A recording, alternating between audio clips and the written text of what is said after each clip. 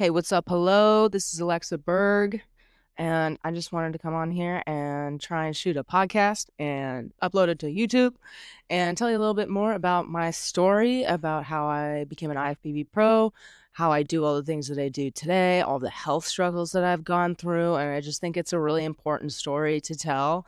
And honestly, like, a minute and 30 seconds on Reels just like ain't cutting it. And like, I have a lot to say. And this is for anybody who like knows me, started following me, wants to hear more about my journey, and just wants to get a little bit deeper into the conversations. I hope to be able to have some guests in the future, but I just wanted to get used to like solo recording. So this is like my first trial run, and I wanted to like try editing it and make it look all nice. So this is a little experiment.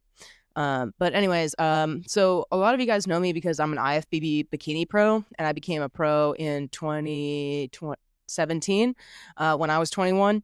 At that time, I was a student at Purdue University. I started getting into the bodybuilding community because like I played soccer super competitively growing up.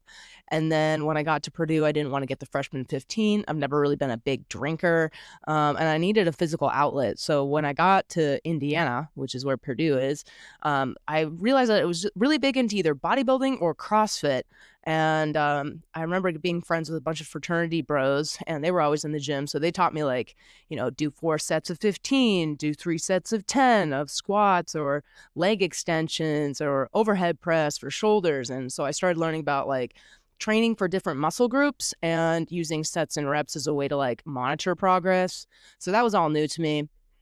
And then I was doing like a lot of plyometrics, doing a lot of cardio, trying to just like be smaller, be leaner. I wanted to look like an athlete. Like I have been an athlete my entire life, but I just wanted to look fierce and like a little scary. I've been told that I'm scary and intimidating my whole entire life. So I just wanted to look it, you know?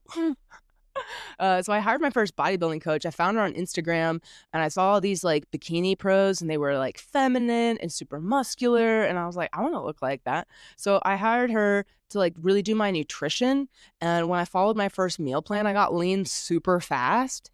And she encouraged me to do an actual bodybuilding show. And I was like, okay, like, why not? Even though I didn't really like the idea of spray tans and sparkly bikinis and stripper heels, I was like, I want to compete in something. And if this pro coach thinks that I would do good at it, like, why not? So I flew down to Florida, did like a posing session with her. It was super embarrassing. I was not good at it. But it gave me enough confidence that I put myself into my first show, which was down there in Florida too. And I got first runner up overall. And if you didn't know anything about bodybuilding, you have to like compete in your height class. So they like, measure you. It's not about weight. It's not about how much weight you can lift. They just compare you to other people that are like the same height. So I won novice, which was like all newbie beginners. And then I won my height class in the open category. And then all of the winners of each different height class competed for the overall. And then I got first runner up overall. I got gypped. I was definitely better built than the other girl, but whatever. But that qualified me to go to nationals. And so for the national run, now you're in the NPC, the National Physique Committee league. And there's like, I don't know, 5 or 6 national level shows. So I went to the first one, which was like 4 months later after I just got the national qualifications. And so that was Junior USA's in South Carolina. Same shit happened. I competed against my height class, won, went to the open overall, and then got first runner up overall again. And turned pro. They gave away 4 pro cards at that show. It depends on like how big the show is that you compete at for like how many pro cards they're going to give out. But I secured the bag. And then I just felt like tough shit at that point. And decided to start competing as a pro. At that point, I hadn't really gotten a lot of competition, a lot of pushback. So I was like, well, if I'm in the pro league, that'll be a little bit harder for me and more motivating because I like competition. And so I did like 7 or 8 pro shows. I had a bunch of different coaches. I had 3. I stuck with the girl that I was with in the beginning until I started feeling like I was looking like shit. I wasn't getting new training plans. I just kind of kept eating less and less and less. And I was like, I don't really think she like knows what she's talking about. And so she had been in a relationship with another guy who had his own coaching business. So I was like, I'll go to him. And he saw me at one of these shows and was like, I really taught that girl everything that she knows, so you should just like come over to my team. And I was like, okay, I don't know anything. So I went over to him, and he was great. He taught me a lot, but there was also like sexual undertones. I'm 21 years old, and if there's like a grown ass man who's my coach and like trying to be all suave and like wants to date me, who's like 20 years my senior, it was weird. And eventually I like pushed back. I engaged with it for a little bit, but I eventually felt uncomfortable because he was much older and much larger than me. And at that point he like stopped responding to my check-ins, and I was like at a show like right after I like broke it off with him, still as athlete. I just wanted to be taken seriously as an athlete, and he just like stopped responding, stopped being attentive to me. And I was like, I think that this has run its course. And at that same show, another coach came up to me backstage. I looked super muscular that show, but I was like kind of bloated and distended. But that didn't register in my brain as like something's going wrong here. I was like, it's got to be the coach. It's got to be the coach. And so this big, strong guy was like, hey, I coach this famous bikini Olympian. You should come to my team. And I was like, okay, I need a new coach at this point. And he's like, your coach shouldn't have abandoned you. You shouldn't be here alone, blah, blah, blah. So I did another show with him. And it was terrible. This guy had like a drug addiction, and he's like freaking out that like another athlete stole his Vicodin, and he's on a rage rampage. And I was just like, Also at the time, like since my first bikini coach, I was encouraged to get breast implants. And this new coach, the third guy, he like wanted to see a picture of them to make sure that they were the right size. I'm 21 years old. I didn't know any better. I just did what coach told me, but it was inappropriate, absolutely. And at that same show, the one and only show I did with him, he reaches his hands into my bikini suit to like adjust my boobs. And there was a bunch of like younger girls being like, what's going on? And I let it happen. And it's just like so dumb. But after that show, I stopped competing. I took some time off, and I came back home and I just felt really grateful for like everything that I'd experienced. I was super lean. I was super muscular. Everyone at my school knew me. My Instagram account was growing. I just felt like, this is what I was made to do. And like being a competitive athlete in soccer, I was always like really good. I always made the team. I played premier. We traveled all over the country to like different tournaments and shit. We were really good. But when I got to bodybuilding, I was like, okay, this is like one of one. Like I'm competing with myself. I am my own team. And I get to go against like some of the best athletes in the world. Like that's really cool. So after the competing, I just felt really grateful. And I remember like being down by a dock and by my house and just kind of praying to God, like trying to meditate. And I just like tears streaming down my eyes. I just felt so warm and aligned and grateful. And I was like getting ready to go back to Purdue for my last semester of college. And I remember being in my apartment, and I was like saying another like big prayer to God. Like it was the same kind of thing where I just felt aligned. I felt like God was listening at that moment. And I was like, I really want to make my life matter. I really want to like give back to the community. I want to help the elderly community. I want to help other people feel empowered. I want to make the nutrition element specifically make sense to people, because once I understood my meal plan and the amount of food that I needed to eat and how to follow macros, like the whole how do I get lean situation, how do I look fierce was so easy.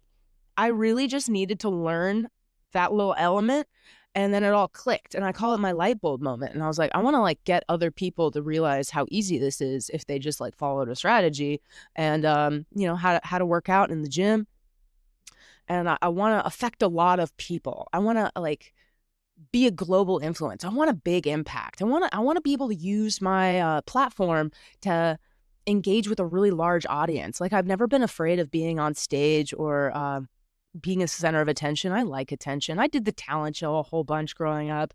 Like it's scary, but it's also really cool just to like be impactful. Anyways, like after I said this like really big prayer for like what I wanted to happen with my life, it all makes sense. Like I'm in college, it's my last semester. It's like, what do you want to do with your life? Like that was my like prayer or manifestation. And after that, my brain cracked open. That's the best way I can describe it. doctors would describe it as mania or psychosis.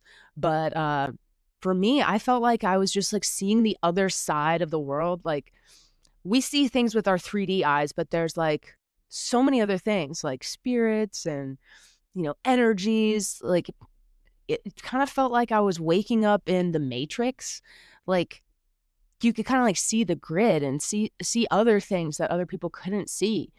Um, and I think the scariest thing from this situation was I remember like physically walking down the street to get a coffee and then coming back. And I saw a man and woman walking on the street, like holding hands. It was a black man in a suit and he kind of looked like he had dust on him. And the woman was slightly taller and white and she had an upside down cross like dug into her forehead. And they like asked me a really creepy question to which I denied and I just kept walking. But that was like the only thing that I was like, I saw ghosts in this frame of mind that I was in.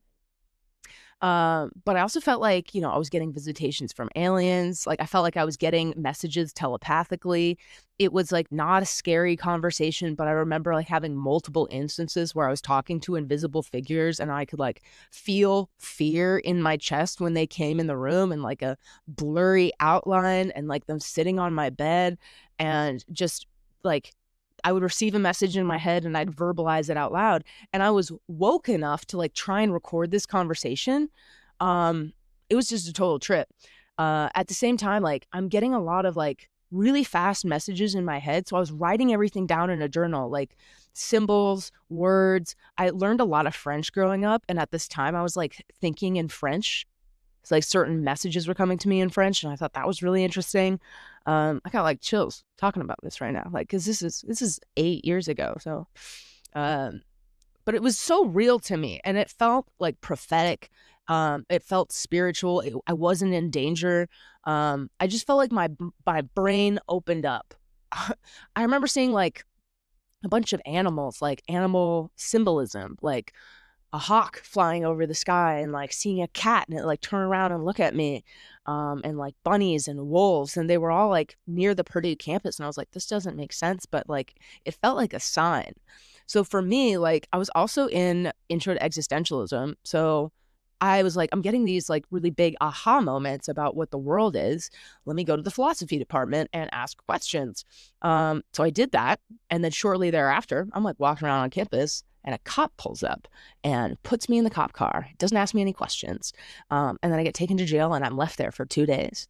And I had no idea what was going on. I still feel like I'm in this magical wonderland. There's a reason I have this podcast title. But I got that one call to my dad. You always got to call your dad. And he came. He flew out from Washington, picked me up, and took me to a proper hospital. The fact that I was detained as like a criminal and they all thought I was on drugs or some shit, but they didn't actually like test me for anything. They just kept me there captive. It infuriates me. Like technically, from a medical standpoint, I was going through an emergency, but I was detained like I was just trash. Like I didn't matter. Like I was doing something wrong. I really wasn't doing anything wrong. I was walking around campus. I was talking to people. I was kind of like a little bit crazy because I was like thinking about all this super deep shit in my brain, but nothing dangerous. I was like just making sense of the universe at the time, and like my place in it, and like all of the other. Anyways, so he took me to a hospital, and they ran a bunch of blood work, and you can't see in blood work if somebody's mentally going off, but they did find that I had plummeted hormones like testosterone, progesterone, estrogen were all like 0. And then they tested my thyroid, and my thyroid was really low. At the time, I was like losing a lot of weight for no reason. Like I was still eating and like going to the farmer's market and making my soups. If you know me, I make a lot of soup. But I was like lower than stage weight. I remember like feeling in my body, like rolling around in here, and I could like feel this fascia like creak and crawl, and I just felt weird in my body. But what they found out was I was having a thyroid storm, which is where you go from hyperthyroid, where things go too fast. You start losing weight really fast for no reason. And then to hypo, where it just like crashes and burns and it stops working. So forever since that day, I have had low thyroid.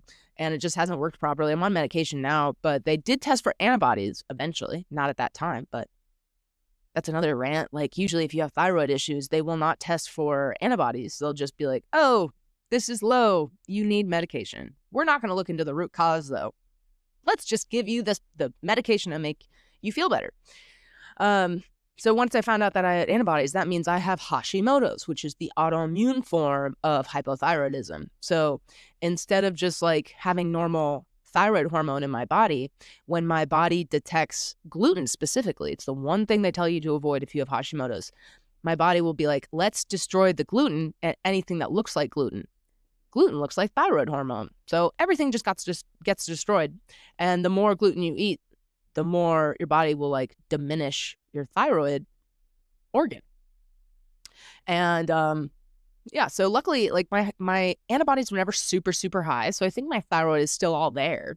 But I do avoid gluten now, and I eat really clean, and I try and avoid anything bad. Much later, I also found out that I have a bunch of gut issues. Like at the time that I was competing, I kept getting bloated and distended, and I didn't understand why. And now I know that anytime I get like super lean, or I'm too active, or I'm not sleeping good, my hair will fall out, my eyelashes will fall out, my eyebrows will fall out. And then like my bowel movements are a lot slower. So like even though I can like go to the bathroom somewhat frequently, like every day, it's never a full evacuation. Like I'll still have stuff in me, and I won't feel totally empty, which is really frustrating. So that just comes down to like eating enough and taking enough rest. But like I'm really lean right now, and like I was just talking about this on my story, but like my eyelashes are falling out, my hair is shedding, and it's because I'm being so goddamn active. But it's annoying because I feel amazing on the inside. I feel full of energy. I'm seeing my lifts go up. I'm getting stronger. My endurance is getting better. I have all of these hobbies. Let's just name them off: Muay Thai, bodybuilding, calisthenics, archery, skateboarding, soccer, running. I'm running out of fingers. But I just joined a book club. I have a lot of interests, but I don't know. It just gives me a deeper layer of joy if I stay active. And I just stopped smoking weed. I smoked weed all through college. And when I went to my first psychiatrist, they were like, it's the weed. You have no genetic predisposition to bipolar in your family. Bipolar was my diagnosis. I didn't mention that yet. So it must be the weed. Blame it on the weed. Fuck you. Fuck you. I could blame a lot of shit on alcohol, and I don't use alcohol, but like I could say that's why you're an asshole. Huh.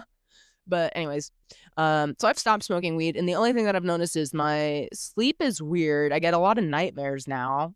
I've talked to a lot of other women who have stopped smoking weed, and they say the same thing, that they're having like, really funky dreams. And then my appetite was suppressed for like the first week of coming off of the weed. But other than that, now I just feel like I have a ton of energy. That's why I'm like doing all these hobbies. Like I started doing Muay Thai in July, and then I started jump rope, another one of my hobbies that I did not mention. There's too many to remember. And then when I started doing that, I was like, man, you can really just have an idea and go do it. I remember having a client, and he came in and he's like, okay, I want to hire you for personal training, and I want a nutrition plan. By the way, I do Muay Thai, I'm a DJ, and I'm on a hockey league. I was like, damn, you can do all of that? That it made him so cool to me that he had all these interests and he was like actively doing them. And he's like, oh, and he's a lawyer and was studying for the bar exam. And I was like, man, you just got like a lot going on, like mad respect.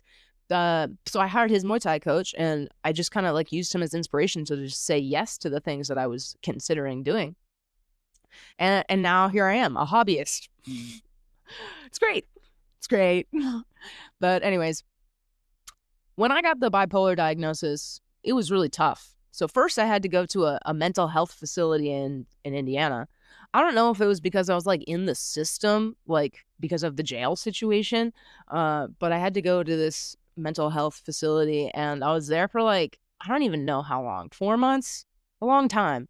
And everyone was walking around in like shawls, blankets. They just looked like absolute vegetables. And here I am just like full of energy, and I had just stopped competing, and everyone kept giving me props for how much food I could eat in the cafeteria, because food was the only thing that I had to like be happy. but I'm still on this like magical wonderland of a journey in my brain. So it wasn't like I was entirely bored. I remember doing like really good things. Like there was a really beautiful girl there that just like didn't have a lot of stuff. And I was like, well, let me give her some of my clothes so she can like feel good and sexy and happy and confident in her body. Like that's not an evil, bad, deranged thing to do. People in there smoked a lot of cigarettes and were constantly reading all the books, but like had read them all.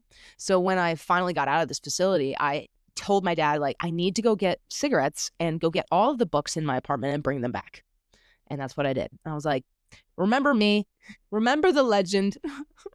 But like honestly, I just wanted to help them. They were still stuck there, and I wanted to do anything I could to like make their time in there a little bit more tolerable. Um, anyways, I also like started GoFundMe for homeless people in my area. Started raising money for them and tried giving homeless people baths in my apartment. Super unsafe. Don't do that. Yeah, my parents were really concerned that people were going to know where I lived. But I just want you guys to know that people with bipolar are not like absolutely crazy in a bad way. I just felt like the entire experience, I was very aligned with God and my spirituality. And I just felt like, if he's in my head telling me to help people, I'm not going to be so human to just ignore them out of my own safety. Like, I feel like I'm being called to help people. That's why like spirituality has always been like really deep for me, but very private, because like if you're walking in the light of God, you might do things that other people might not do. And for me, anytime I like don't take my medication, it'll be like about homeless people and giving stuff away.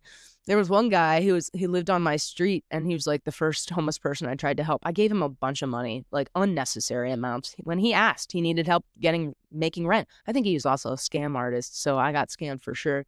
But he was having a bunch of health issues and like bleeding internally.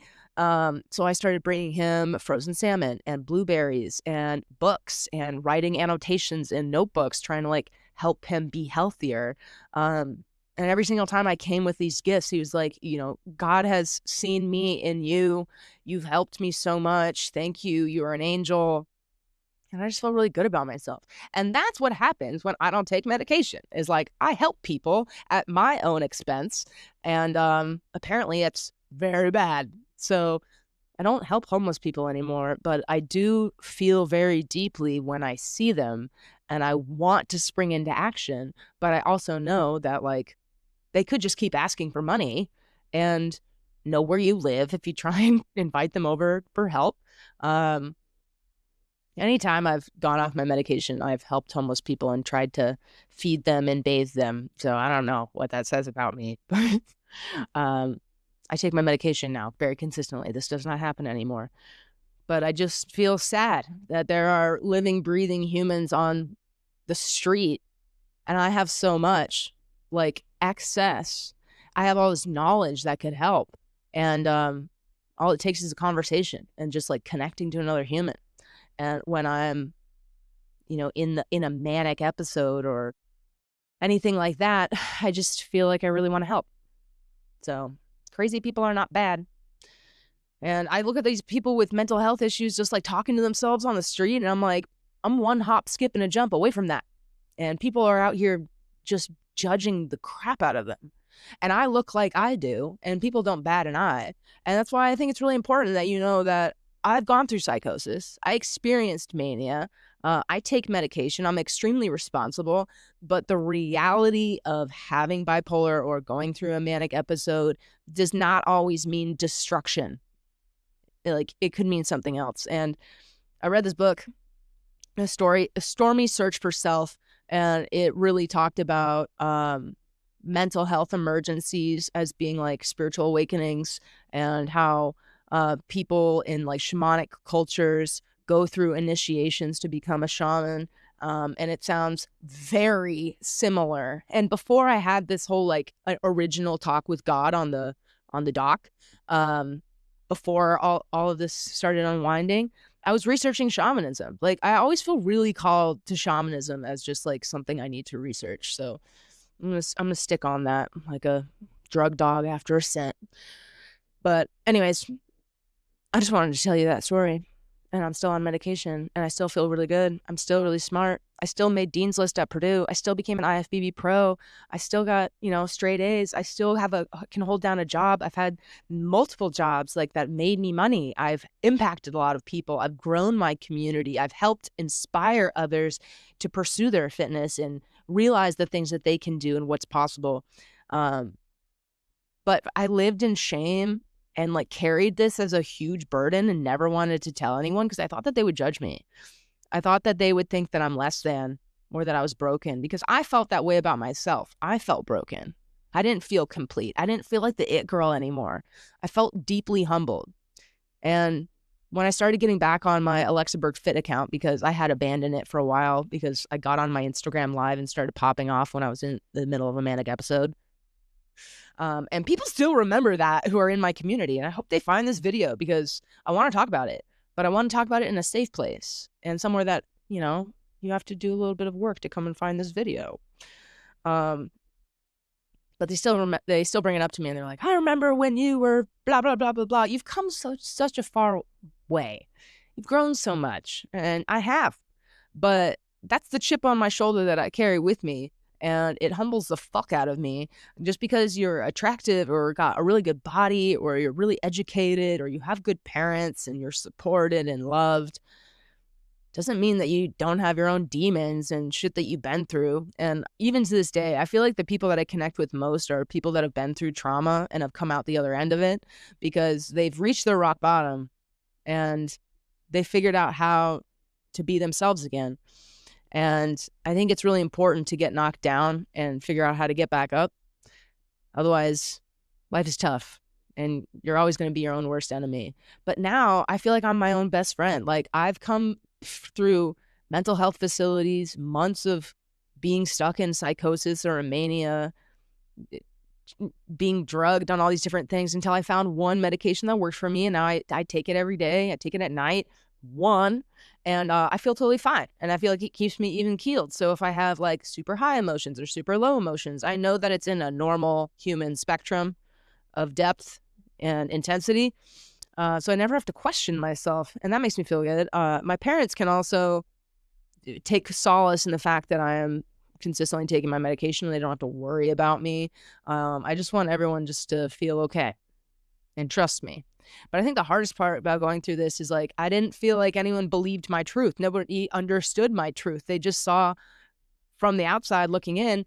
And for me going through this, I'm like, I'm legit in Wonderland. Like I'm seeing so much magical, real shit in front of my eyes. And what's going on in my head is just like prophetic. So many words, just deeper meaning. And, people would just give you a label and say you're insane and you're crazy. And I had to like know my truth and hold it really close, hold it privately, and then reemerge as somebody that publicly could be stomached, paint the picture of myself and pretend and act the way that I thought people would want me to. But deep down, I have this story. This is my lore. This is how I got to be so incredible that everyone just like sees so highly. It's only because I went through this shit. And I believe so much more in the world that you don't see, that we don't see every day, believing that there is life after death. And I think the hardest part was in 2023 when my childhood best friend passed away from suicide, and she was bipolar my whole life, ever since we were kids. And it just made me realize that it's really important to talk about.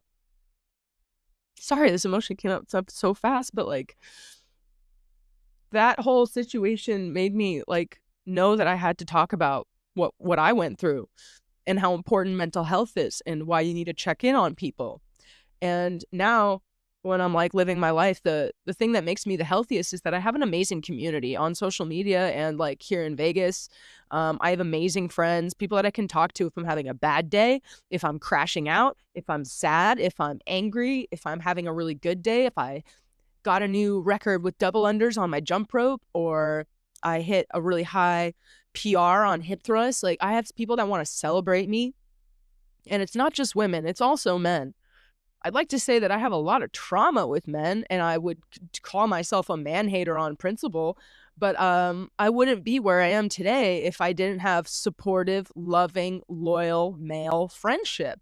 And you can have friends that are guys. You just need to treat them as humans, and you can't hypersexualize yourself all the time or just push them to the side and think that they're all trash. It's like, it's confusing because so many men, I think, really do suck. And the way that men are taught to be men sucks. But there's so many good guys out there, and I know them, and they've been amazing to me. So I'm gonna always have hope, and I'm always gonna treat a person as a person, and I'm never gonna judge somebody from the shit that they've been through or the shit that they've engaged with when they were younger or even currently. Like, I'm the last person who's gonna judge you because I've seen it all, and I have judged myself for way too long. And I think that the best thing that you can do for somebody else is just believe their truth, believe what they're going through, and check in on people if you know that they're struggling and help them get help. And it's the friendship component is the most important thing that I've realized in my life. And I continue to make amazing friends, and I owe it a lot to social media because being at Purdue, there wasn't a whole bunch of bodybuilders that were competing at the level that I was, and social media connected me with bikini athletes all over the country, all over the world. And when I'm living in Seattle, I had friends down in Vegas. I had friends in California. I had friends in New York and in Florida. Like, there were people that I felt like I knew really well that I hadn't even met in person yet, but it's because we shared similar interests and we talked on a regular basis. And, sending voice notes, sending videos, being silly, checking in on them. Like, I really rely on the social interactions that I have on social media to ground me. But I am fortunate enough to live here in Vegas and have some amazing friends. Like, I had great friends in Seattle. I had great friends growing up, but, people move away. People don't talk all the time. People don't see you all the time. But now that I'm 30 years old, grown-ass woman, I have some amazing female friendships with intense, badass, insane, driven, ambitious, beautiful women. And I'm like, this is the thing that I was wanting ever since I was a little girl. I felt like women were hard to be friends with because they're so competitive with each other and they say petty shit and they're bitchy behind your back. But I think it's just age, finding your right people, not necessarily just choosing friends because they're nearby. Like, you should have standards for yourself, but have hope. Treat everybody like you'd like to be treated and give the love to others that you'd want to receive yourself. And I don't know, I just feel really fortunate for the friends that I have in my life right now. And I think that's what keeps my mental health in a really good place and keeps me optimistic and full of joy and being able to celebrate with people. I'm also single, and I've been single for a really long time. And I think having good friendships is what makes it easy to be alone and live alone. I don't have any pets or kids or a man in my life, and I'm doing really good. I find that, like, when I'm alone, I tend to blossom and grow the most. So don't give up hope. And now I'm a personal trainer and a nutrition coach online. I train people in person. I train people at Lifetime Summerlin in Vegas. I moved down here in late 2023 because I wanted to continue my fitness personal training business somewhere that was like a little more fitnessy. I also wanted to be around sun.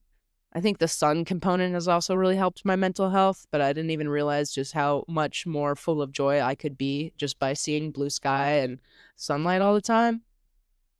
But it definitely helped. I am super pale and I get sunburns easily. So the summer here in Vegas sucks. I do not like it. But right now in like February, it's kind of chilly, but like sunny. So it feels warm, but like got a nice breeze. It's very livable. And I can still wear my beanies.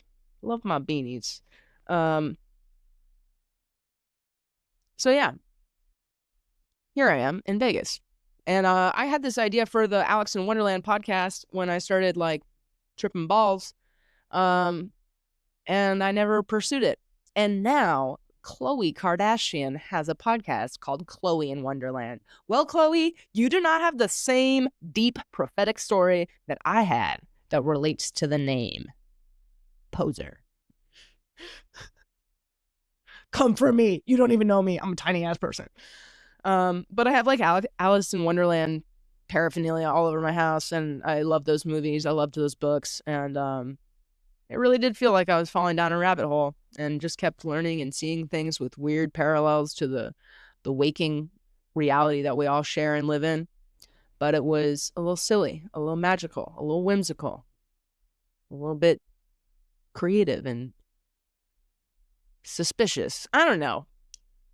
It just made me believe. So if you're ever wondering like why I do so much, why I have all these hobbies, how I have this internal drive, it's because I believe in myself a lot and I've been through a lot and I just haven't given up hope. And I know that like I am my own best friend and I've been doing a really good job at taking care of me.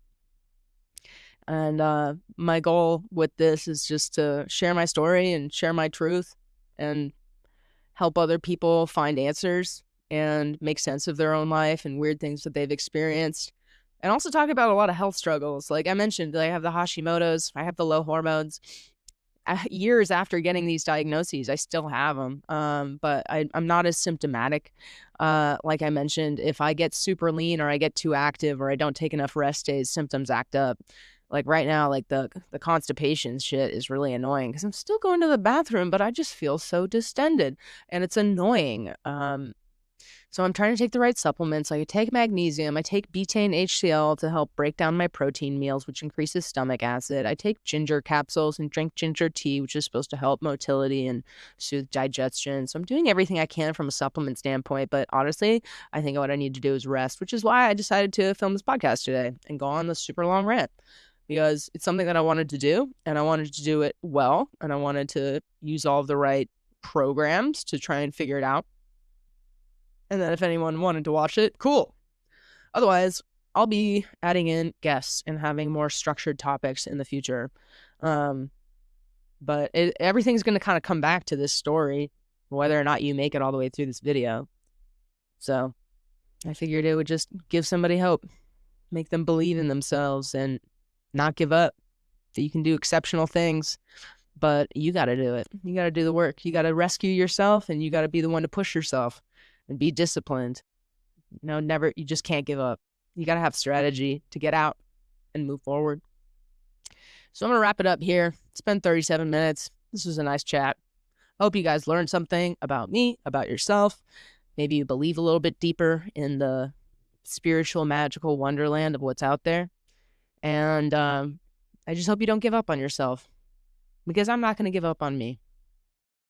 All right, that seems like a good place to end. Goodbye.